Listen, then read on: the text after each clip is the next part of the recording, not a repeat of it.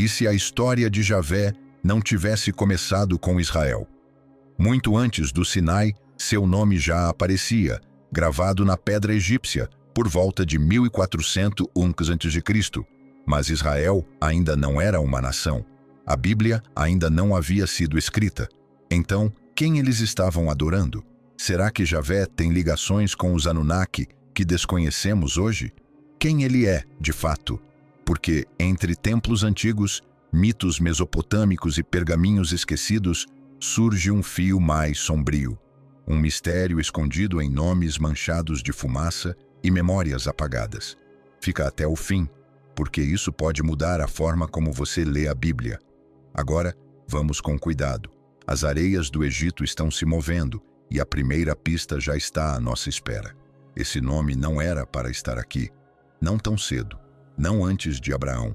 Não antes de Israel sequer existir. E mesmo assim está. Esculpido em arenito egípcio, desgastado pelo vento e pelo tempo, 4 sílabas gravadas com clareza inconfundível. Javé. Foi o faraó Amenófis III quem ordenou a construção do templo na Núbia por volta de 1400 a.C. Entre as muitas inscrições que homenageavam povos conquistados e seus deuses, uma linha se destaca: a terra dos Chassu de Javé. Isso não era uma inscrição hebraica, era um registro oficial egípcio gravado pelo Estado. Mas aqui está o mistério: Israel só se tornaria um povo 2 séculos depois. A lei ainda não havia sido dada. Não havia Moisés, nem Êxodo, nem sarça ardente. E ainda assim, Javé já estava lá, um Deus com um nome, reivindicado por nômades que vagavam pelo deserto. Conhecido, adorado, temido. Você aprendeu que Javé foi revelado a Moisés no Sinai, seu nome pronunciado nas chamas. Mas e se esse não fosse o começo? E se Moisés não tivesse descoberto Javé, mas encontrado uma divindade cujo nome já ecoava pelas areias havia gerações? Hoje, estudiosos acreditam que os Chassu de Javé se referem a um grupo de tribos seminômades da região de Edom ou Midian, terras desérticas ao sul de Canaã, onde o monte de Deus mais tarde se incendiaria. Registros egípcios retratam os Chassu não como lenda, mas como povo real. E o Deus deles não era El, nem Baal, era Javé, um escriba egípcio, cinzel na mão, registrando o nome de um Deus do deserto séculos antes dos profetas de Israel o pronunciarem. Poderia ser coincidência?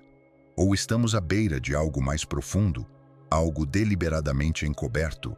Mas esse não é o único nome esculpido na pedra. Avançando 500 anos no tempo, do outro lado do Mar Morto, uma estela de basalto negro ergue-se nas ruínas da antiga Dibon, na atual Jordânia. É a estela de Mesa, também conhecida como Pedra Moabita, datada de cerca de 840 a.C. Ali, o rei Mesa de Moabe se gaba de sua vitória sobre Israel. Ele escreve que capturou objetos sagrados da casa de Javé e os ofereceu ao seu deus Quemos. Mais uma vez, Javé é nomeado, não como um deus tribal vago, mas como o Deus de Israel. E, ainda assim, é uma voz moabita, um rei estrangeiro, zombando do Deus que saqueou. Agora temos 2 inscrições estrangeiras, separadas por séculos, nomeando Javé, uma antes de Israel existir, outra vinda de um inimigo que levou os tesouros de seu templo. O que isso significa? Se o nome de Javé já estava gravado na memória do Egito antes de Moisés, e foi ridicularizado por Moabe antes de Isaías, então esse nome não era apenas tradição interna, era internacional, visível, temido, combatido. E isso muda tudo. Você não foi o primeiro a fazer essas perguntas, mas séculos de estudos e interpretações acabaram obscurecendo esse caminho. O nome Javé foi por muito tempo considerado sagrado demais para ser pronunciado, substituído por títulos como Adonai na leitura oral. E talvez isso tenha sido conveniente, porque se o pronunciássemos com clareza, com frequência, talvez percebêssemos que ele aparece em lugares onde não deveria estar. Antes do Sinai, antes da Torá, antes de Israel. Por que isso seria apagado? Talvez porque se o nome Javé antecede a aliança no Sinai, então sua revelação não foi algo único, foi uma reintrodução. É aqui que a tensão se aprofunda. Javé sempre foi o Deus único e verdadeiro, buscando contato com tribos errantes muito antes do nascimento de uma nação? Ou era ele uma divindade adotada, um nome entre muitos, escolhido por um povo que mais tarde o exaltaria como o único? Isso não é apenas curiosidade acadêmica, é um risco teológico, porque uma vez que você vê o nome de Javé ecoando fora de Israel, precisa se perguntar: que versão de Javé eles adoravam? No silêncio entre Soleb e Moabe, 5 séculos se passaram. Nenhum texto canônico fala dessa continuidade, mas as pedras falam, e as pedras não mentem. O que viram, registraram, e viram Javé. Então vamos ampliar o olhar.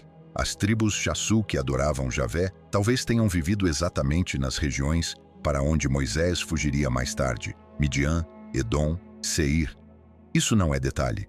O encontro da sarça ardente acontece em Midian, não em Canaã. E quem está lá? Jetro, um sacerdote de Midian, que já conhece o nome de Deus. E se não foi Moisés quem deu nome a Javé, mas Javé quem nomeou Moisés, porque seu culto já havia começado entre as tribos midianitas, que o temiam muito antes. Não perca isso. A história do Êxodo não começa com Israel. Começa no deserto, com um Deus que já ardia, já chamava, já era conhecido. E isso levanta uma pergunta mais profunda. Se o nome de Javé era conhecido entre os Chassu, se seus tesouros foram tomados por Moabe, se seu monte estava em Midian, então que tipo de Deus estamos lidando aqui? Antigo, selvagem, indomado, um Deus que se move antes que a história seja escrita, um nome que corre à frente do povo que viria a reivindicá-lo, não inventado por uma nação, mas que escolheu uma nação para carregar um nome já sussurrado nos desertos e gravado na pedra. Será que esse é o Javé que tradições posteriores tentaram suavizar? Aquele com voz de tempestade e fogo nos olhos? Aquele que nunca precisou de templo porque seu santuário era o monte, a tempestade, o deserto? Isso muda tudo, porque significa que Javé não surge com Israel. Israel surge sob Javé, e isso nos força a perguntar: se o nome de Javé já era conhecido, temido e adorado antes do nascimento de Israel, então o que aconteceu depois?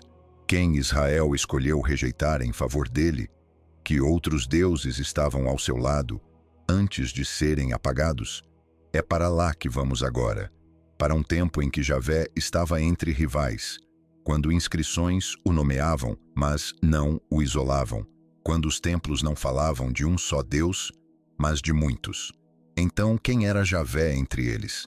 E por que seu nome se elevou acima de todos os outros? Mas antes de continuar, clica no botão de inscrever-se e curte o vídeo, porque ainda há muito a explorar. É aqui que começamos a perder as linhas nítidas do monoteísmo. Muito antes de Javé ser proclamado como o único Deus, a terra estava cheia de nomes divinos. El, o Deus supremo de Canaã; Baal, o Senhor das tempestades; Asherá, a mãe. E então, entre templos e bosques sagrados, inscrições começam a sussurrar outro nome: Javé. Mas ainda não como o Deus acima de todos.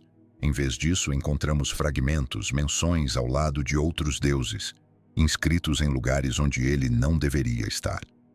Em Kuntilet Ajrud, um santuário remoto no deserto datado do século 8 a.C., arqueólogos encontraram uma inscrição surpreendente: Javé de Samaria e sua Asherá. Uma união, um par.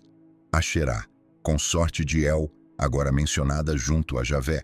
A cerâmica traz desenhos. Alguns estudiosos veem figuras divinas, outros, um guardião com cabeça de leão.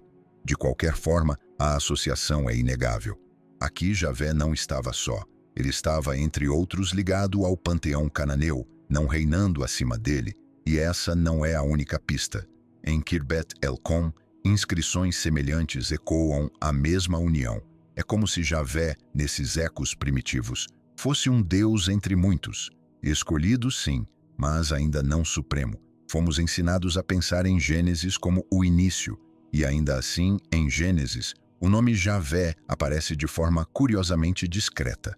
El domina os primeiros capítulos, El Shaddai, El Elyon. Só mais tarde, em Êxodo 3, a voz na sarça ardente declara: Eu sou Javé. Por que a demora? Por que a mudança? Isso revelaria um padrão editorial mais profundo, uma reorientação teológica que se desenrola ao longo dos séculos. E por que tais transições seriam mantidas no texto, a não ser que os redatores quisessem escondê-las sob o peso da familiaridade?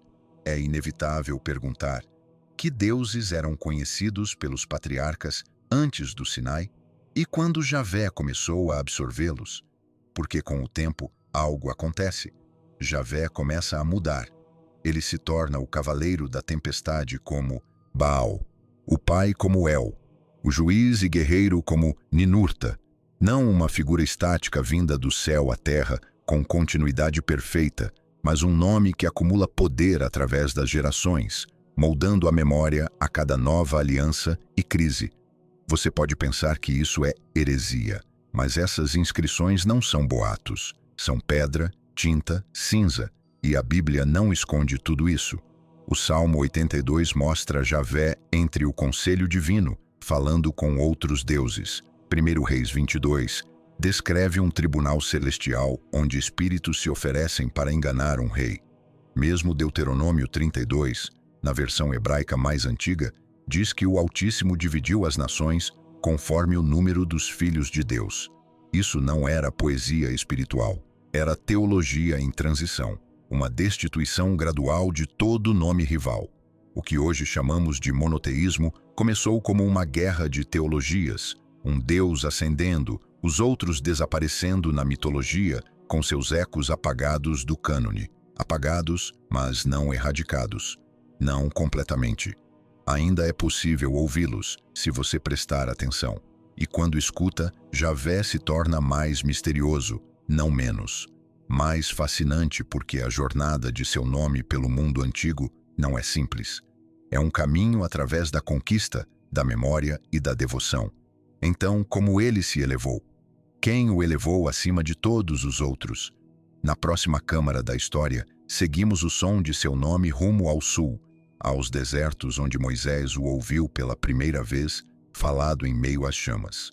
Porque se as origens de Javé estão enterradas sob o culto a outros deuses, então temos que perguntar: quem o adorou primeiro e por que Israel fez dele seu? Já vimos o nome de Javé gravado em pedra egípcia, reivindicado pelas tribos Chassu séculos antes de Israel. Mas o que isso significa para o encontro de Moisés em Midian? Pense bem. Você aprendeu que Javé apareceu num relâmpago de revelação, que antes de Moisés, seu nome era desconhecido. Mas o Êxodo não diz isso. Diz que Deus apareceu a Moisés em Midian, terra dos Chassu, através de uma chama que não se consumia. E do fogo ele diz: Eu sou o Deus de teu pai, o Deus de Abraão, Isaque e Jacó. Não um Deus novo, mas um antigo. Moisés, criado no palácio do faraó, encontra sua verdadeira missão no deserto, entre midianitas, e seu guia espiritual é Jetro, um sacerdote. Mas sacerdote de quem? Aqui o silêncio se torna intencional. A Bíblia chama Jetro de sacerdote de Midian, mas nunca diz a quem ele servia. Mesmo assim, ele oferece sacrifícios a Javé. Ele o abençoa. Ele ensina Moisés a governar o povo. Será que Jetro fazia parte de um sacerdócio mais antigo, já alinhado com Javé? Será que Moisés foi atraído para uma linhagem de culto ancestral que a Bíblia apenas sugere, mas nunca revela por completo? Isso não é heresia. Está escrito com clareza, mas é ignorado. E tem mais. Em Deuteronômio 33, 2, um versículo esquecido ressurge. O Senhor veio do Sinai e brilhou sobre eles desde Seir. Resplandeceu desde o Monte Parã. 3 lugares, não um só. Sinai, Seir, Parã, locais sagrados ligados a Javé, muito antes de Israel chegar até eles.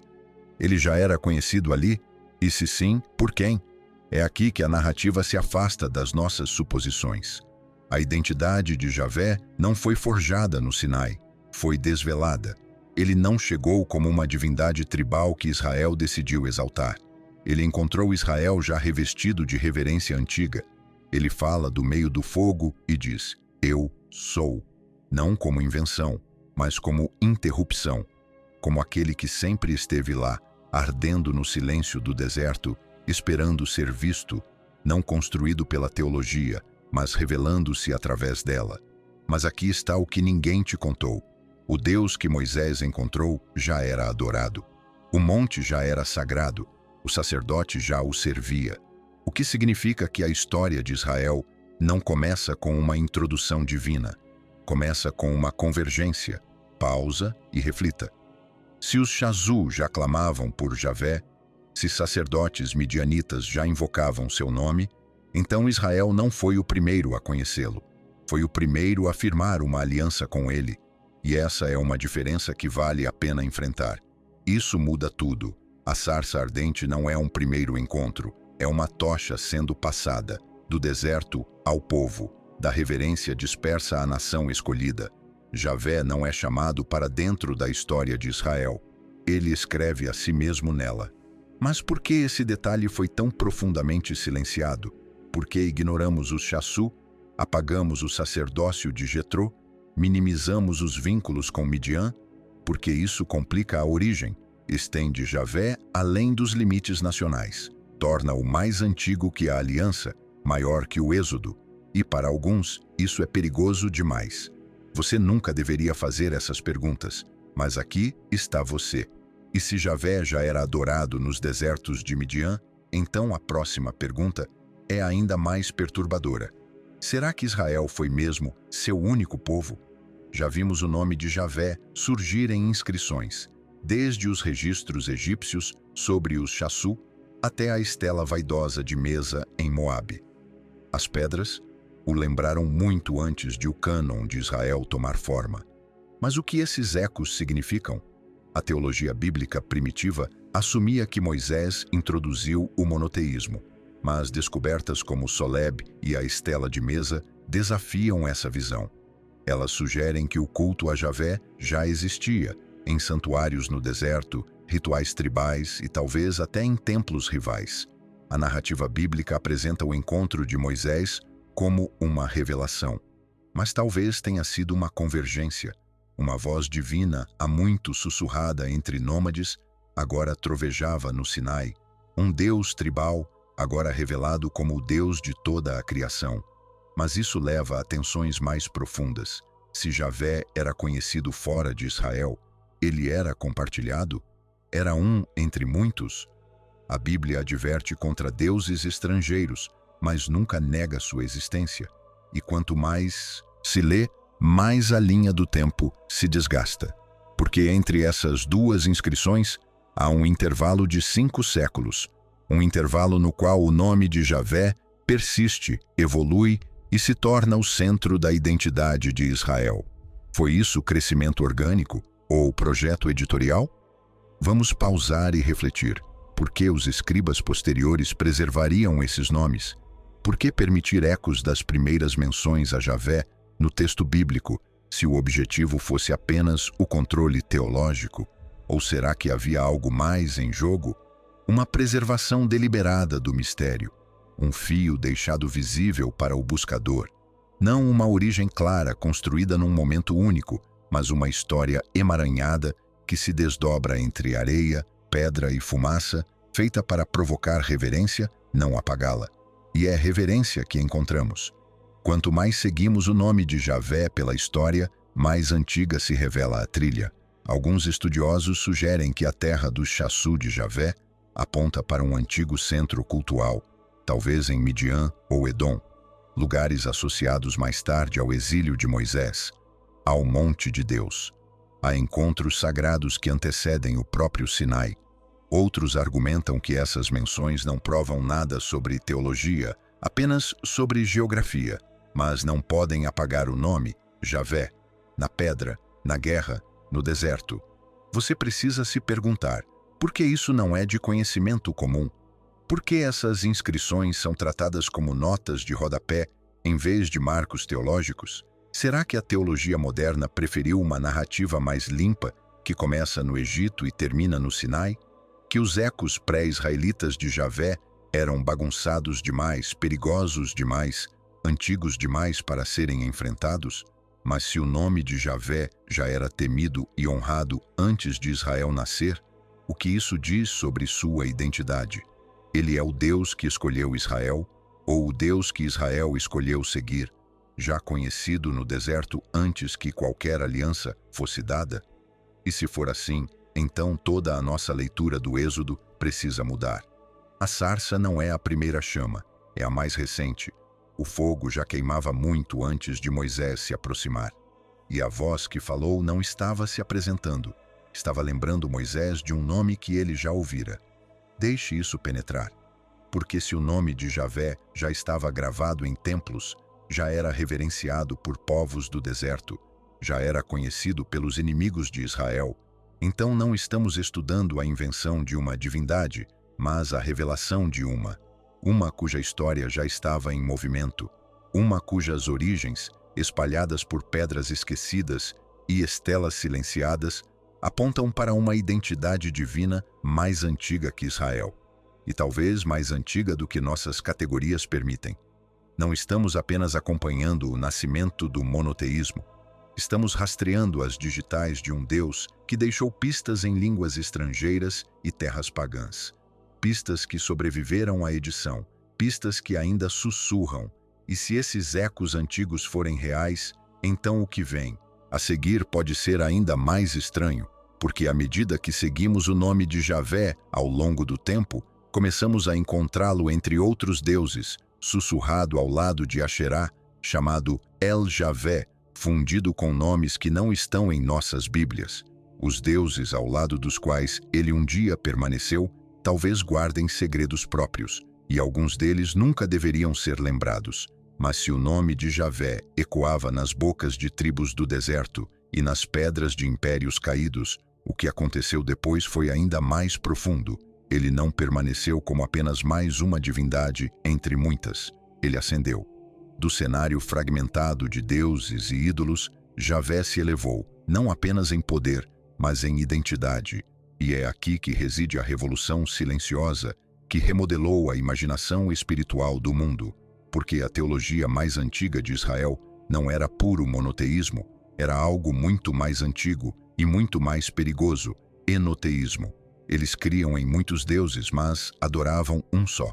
O Salmo 82 preserva uma imagem surpreendente. Deus toma o seu lugar na Assembleia Divina. No meio dos deuses, julga.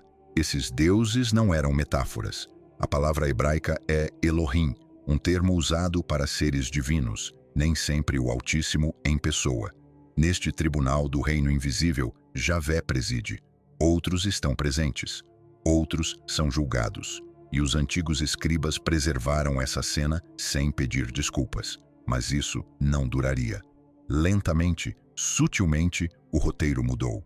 Começamos a ver a ascensão do que estudiosos chamam de monoteísmo exclusivo. Javé não era apenas supremo, ele era único. Todo outro nome divino tornou-se inimigo. E essa mudança não aconteceu no vazio. Foi forjada no fogo, no sangue e no exílio. Durante o reinado do rei Josias, no século 7 a.C., ocorreu uma purga dramática. Templos foram derrubados. Postes sagrados de Asherá, uma deusa outrora associada a Javé nas inscrições, foram destruídos. Baal, Moloque e outros deuses rivais foram declarados abominações. O livro de Deuteronômio foi encontrado no templo, possivelmente redigido ou até mesmo composto para apoiar as reformas. De repente, a teologia de Israel se estreitou. Javé ficou solitário. Isso foi revelação divina ou um realinhamento político mascarado em linguagem religiosa? Pausa e considere o que isso significa. O Deus que outrora compartilhava espaço com Asherá em inscrições e trovejava em meio ao conselho dos Elohim, agora fala sozinho. O Shemá de Deuteronômio 6 declara: Ouve, ó Israel, o Senhor nosso Deus, o Senhor é um. Mas o que um queria dizer? Sempre significou excluir outros seres divinos? Ou significava único, incomparável em autoridade? O hebraico antigo permite ambas as leituras. A palavra etchad pode significar singular ou unificado entre muitos. Você precisa se perguntar: o que estava sendo enfatizado? O exílio babilônico em 586 a.C. trouxe outra transformação. Com o templo destruído e Israel disperso, os escribas começaram a preservar o que antes era tradição oral. À sombra da Babilônia, a identidade de Javé se expandiu. Ele já não era apenas o Deus de uma terra ou de um povo. Tornou-se o Deus do tempo, da história, de todas as nações. Um arquiteto cósmico, não apenas um protetor tribal. Esse momento, nascido do trauma, mudou tudo. Poderia ser que o monoteísmo, como o conhecemos, só tenha se cristalizado após o colapso de Israel? O silêncio dos profetas durante o exílio sugere uma pausa, uma reconfiguração. Javé estava sendo reentendido, renomeado, reescrito. E ainda assim, algo mais profundo permaneceu. Não uma simples substituição de deuses, um após o outro como reis depostos, mas uma convergência, uma fusão das narrativas divinas que antes estavam dispersas por Canaã e Babilônia. Javé não os imitou. Ele absorveu seus papéis, transcendeu seus limites e reivindicou seus tronos como seus. E ao fazer isso, tornou-se algo completamente diferente. Mas essa transformação teve um preço. Os editores das Escrituras redigiram os textos mais antigos. Traços da pluralidade divina foram minimizados ou apagados. El tornou-se sinônimo de Javé. O conselho dos deuses se transformou em metáfora. E mesmo assim, os ecos permanecem. Ainda encontramos vislumbres do mundo mais antigo, versículos enigmáticos, nomes suprimidos, companheiros esquecidos de Javé, enterrados nas margens do texto. Deixe isso reverberar. Você cresceu ouvindo uma história de monoteísmo perfeito e inquebrável. Mas as pedras, os pergaminhos, as reformas, todos falam de uma transição, de tensões escondidas sob a clareza doutrinária. E ainda assim, a pergunta permanece. Javé se revelou lenta e pacientemente ao longo da história? Ou os homens moldaram sua imagem para servir a reinos, leis e teologias nascidas do exílio? O que você acha? Quando os profetas clamam, não há outro Deus além de Javé, eles não estão respondendo ao nada. Estão enfrentando um campo de batalha de reivindicações divinas. A guerra dos deuses foi real e Javé saiu vitorioso. E o que isso significa para nós? Não estamos apenas lendo teologia, estamos assistindo a história se curvar ao redor de um nome que sobreviveu a impérios, reformas e edições. Um nome que absorveu tanto o trovão quanto o silêncio. Porque uma vez que você vê essa transformação, essa jornada de um Deus entre muitos, até o único sobre todos, não há como voltar atrás. Não há como desver o que os pergaminhos sussurraram e o que as pedras ainda ecoam. Mas e se a história não terminar com a dominação? E se ela se abrir para algo ainda mais estranho? Porque em visões e pergaminhos, há muito rejeitados, encontramos Javé não sozinho, mas novamente rodeado, em um trono não apenas acima do tempo, mas entre seres estranhos. E a seguir, seguimos esse fio até as visões proibidas, onde a forma de Javé se fragmenta em fogo, luz e rodas, dentro de rodas. Eles o viram, ou pelo menos tentaram, mas o que registraram não foi um homem, nem uma presença que se pudesse encarar diretamente. O que descreveram se assemelha mais a fogo envolto em tempestade, voz sobreposta em trovão e luz que os fazia cair com o rosto em terra como mortos. Num momento, Javé está assentado sobre um pavimento de safira. No outro, ele cavalga sobre rodas dentro de rodas, fogo tremeluzindo em cada extremidade. A glória de seu trono sustentada por criaturas com rostos de águia, leão, boi e homem. Mas por que a inconsistência? Porque o Deus que se revela a Moisés numa fenda da rocha aparece de forma tão diferente a Ezequiel junto ao rio Quebar? Por que os anciãos em Êxodo veem uma figura sobre um chão celestial, enquanto Isaías grita de medo diante de um templo cheio de fumaça e seres alados clamando santo? E se isso não forem contradições, mas fragmentos, vislumbres herdados de uma visão grande demais para ser capturada numa única forma. Há uma razão pela qual raramente se ensinam essas passagens em sua totalidade. As visões foram preservadas, mas a interpretação foi contida. E às vezes, conter é apagar. Veja, os retratos bíblicos de Javé não são organizados. Eles resistem à sistematização, pulsam com temor, fogo e assombro. E é aqui que o mistério se adensa, porque se olharmos de perto, as visões mais antigas de Javé lembram não apenas as teofanias da tradição israelita, mas também cenas de trono da mitologia mesopotâmica. Enlil era dito cavalgar a tempestade. Ninurta se assentava em tronos radiantes, sustentados por espíritos com cabeça de leão. Até Marduk, o deus herói da Babilônia, é retratado entronizado acima de seres híbridos e aterradores, com asas, garras e rostos compostos. Isso não eram meras metáforas, eram realidades divinas moldadas em imagens criadas para provocar medo, majestade e poder. E ainda assim, a visão de Ezequiel entregue em exílio dentro da própria Babilônia espelha esses motivos com precisão perturbadora. Ele fala de rodas que se cruzam, de olhos cobrindo cada superfície, de relâmpagos que saltam entre querubins em movimento. Isso não era a imagem serena de um Deus pastor, era um trono cósmico, alienígena em sua precisão, esmagador em seus detalhes. Você cresceu com a ideia de Deus como Pai. Mas o que fazemos quando as Escrituras nos mostram algo mais estranho? O que dizer de um Deus cuja chegada é marcada por ventos tempestuosos e mecanismos giratórios de fogo, que fala com voz de muitas águas e cavalga sobre criaturas vivas que ninguém sabe nomear?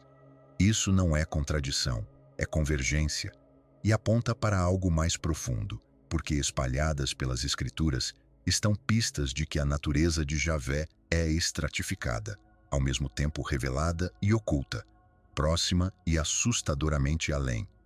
Quando Moisés pede para ver a glória de Javé, a resposta é parcial. Você não pode ver meu rosto e viver.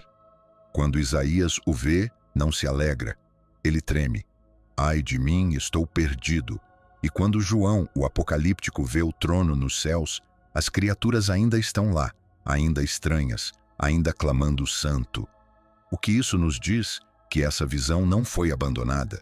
Ela é consistente e talvez intencionalmente fragmentada. Não apagada, não contradita, mas escondida em camadas. E no momento em que tentamos achatá-lo em uma única imagem, perdemos o peso do real. É aqui que os apócrifos se aproximam. No livro de Enoque, um texto preservado entre os manuscritos do Mar Morto, mas omitido da maioria das Bíblias, Javé é mostrado em termos ainda mais arrebatadores.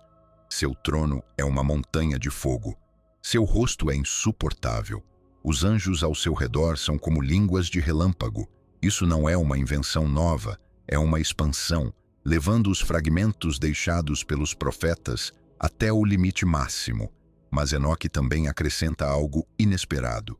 Uma figura do Filho do Homem, radiante e pré-existente, assentada ao lado do Ancião de Dias. E isso começa a mudar a pergunta. Javé aparece sempre sozinho? Ou as visões implicam multiplicidade dentro da unidade, uma complexidade sugerida mas nunca completamente explicada? Algumas seitas gnósticas posteriores levaram essa complexidade longe demais.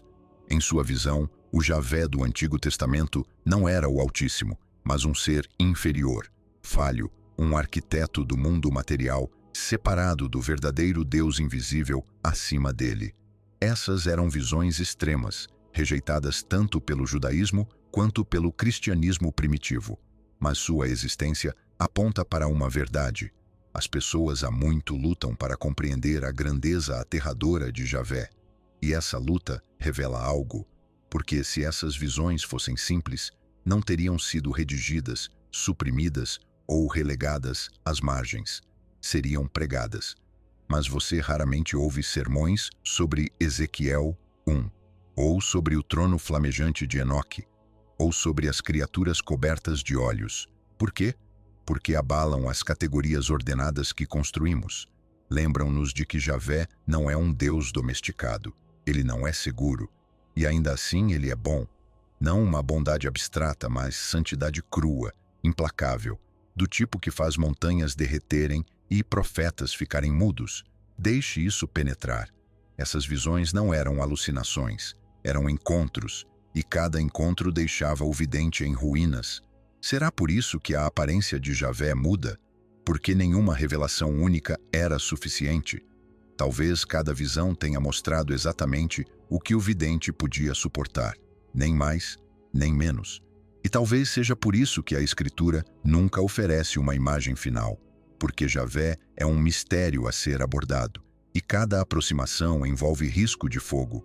Você não foi feito para olhá-lo com casualidade, foi feito para ser desfeito.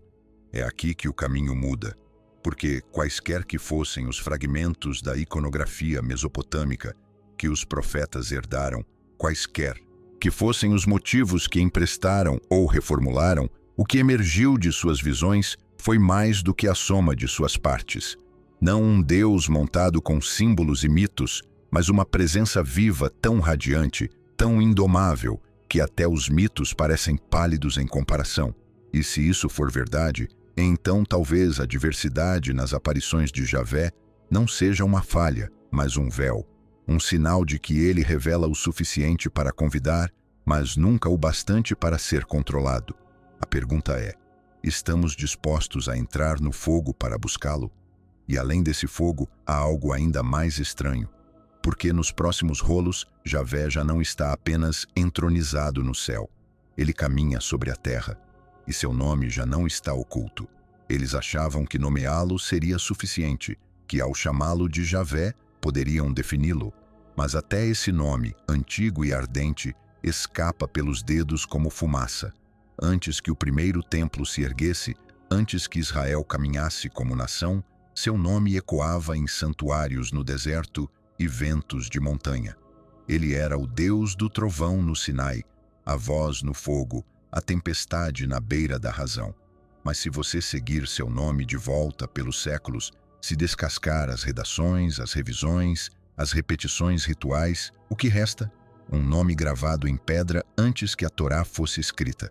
Uma divindade adorada antes da aliança, uma presença mais antiga que a linguagem. E ainda assim, com tudo o que desvendamos, será que realmente alcançamos a origem de Javé? Ou apenas giramos mais perto do lugar onde o assombro vira silêncio? Porque aqui, à beira da revelação, algo estranho acontece. A história resiste ao fim.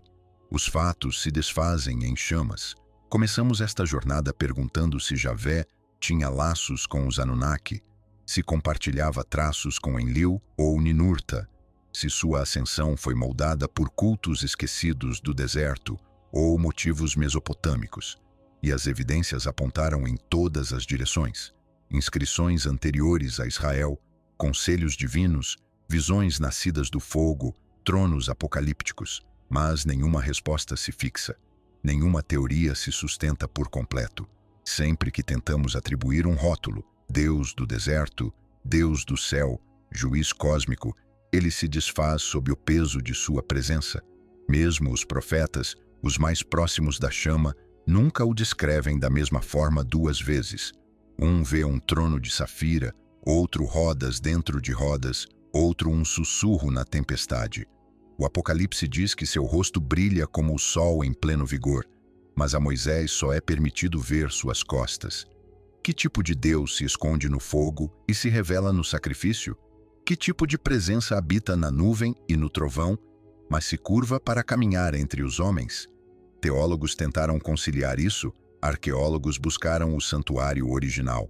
Mas quanto mais nos aproximamos, mais evasivo Javé se torna. Não um Deus construído com fragmentos de mito e memória tribal, mas um ser que transcende até as categorias que usamos para buscá-lo. Ele é aquilo que os profetas temeram pronunciar, o que os anjos cobrem o rosto para contemplar. Os gnósticos o chamaram de máscara para algo menor. Os místicos disseram que era véu para algo maior. O cânone insiste que ele é incriado, imutável. E ainda assim, todo o texto sagrado concorda em uma coisa: ninguém o vê e permanece o mesmo. Porque se Javé não pode ser mapeado por arqueologia ou mito, se desafia até os rótulos das Escrituras, o que isso significa para nós? Talvez signifique que tudo isso, cada inscrição em pedra, cada pergaminho redigido, cada visão gravada no pergaminho, nunca foi feito para explicá-lo, apenas para nos convidar a nos aproximar. Talvez Javé não esteja no fim do caminho da história, mas no começo do fogo da adoração. Você já ouviu seu nome traçado por templos egípcios? Já viu sombras de sua forma em deuses da tempestade, mesopotâmicos e conselhos divinos? Já observou os profetas tremerem diante de sua radiância? E ainda assim, a pergunta permanece: quem ele é de verdade? É aqui que o mistério aperta seu laço, não com uma resposta, mas com uma voz. Porque Javé não oferece uma conclusão, ele oferece a si mesmo. Eu sou, ele diz a Moisés. Apenas presença, apenas ser, apenas Deus. Nunca foi nosso papel reduzi-lo a um ponto de origem. Fomos feitos para sermos desfeitos por ele. E agora, ao fim dessa longa busca, você precisa decidir no que acredita. Descobrimos uma história proibida ou apenas nos colocamos diante do indizível? Encontramos a verdade ou tocamos uma presença que não cabe em palavras? Esse é o perigo de buscar a origem de Javé. Talvez você não encontre respostas, mas encontrará ele. E quando isso acontecer, nada permanecerá igual. E agora? Se Javé não pode ser reduzido a inscrições em templos, nem decifrado por fragmentos de mitologia mesopotâmica, se toda a tentativa de defini-lo termina em silêncio reverente, então talvez o silêncio seja o ponto. Talvez a verdade nunca tenha sido escondida para proteger o poder, mas para preservar o assombro. Você viu a trilha, montes em chamas, nomes esquecidos, visões selvagens demais para serem domadas. Mas se chegou até aqui, não foi só porque queria respostas. Foi porque algo em você sabe, essa história ainda está viva.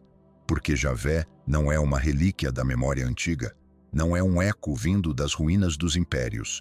Ele é o Deus que espera no fogo, fala no redemoinho e caminha com os que tremem. Ele é o mistério que não pode ser contido, mas que ainda assim te convida a se aproximar. E esse convite ainda está de pé, não para entender tudo, mas para contemplar, temer, adorar. Você nunca foi feito para explicá-lo, foi feito para conhecê-lo. Então pergunte, busque, abra as Escrituras não como um livro didático, mas como um templo. E se fizer isso, talvez encontre o que Israel encontrou no deserto, o que Moisés viu através da fumaça, o que Ezequiel contemplou no exílio, que o nome de Javé não é apenas antigo, é santo e ainda fala. Se essa jornada despertou algo em você, não deixe que isso se perca no ruído. Há mais sussurros escondidos nas páginas da Escritura, esperando para serem revelados. Fique conosco, inscreva-se, ouça com atenção e continue trilhando essa estrada estreita entre o trovão e o silêncio. Estou ansioso para te ver de novo.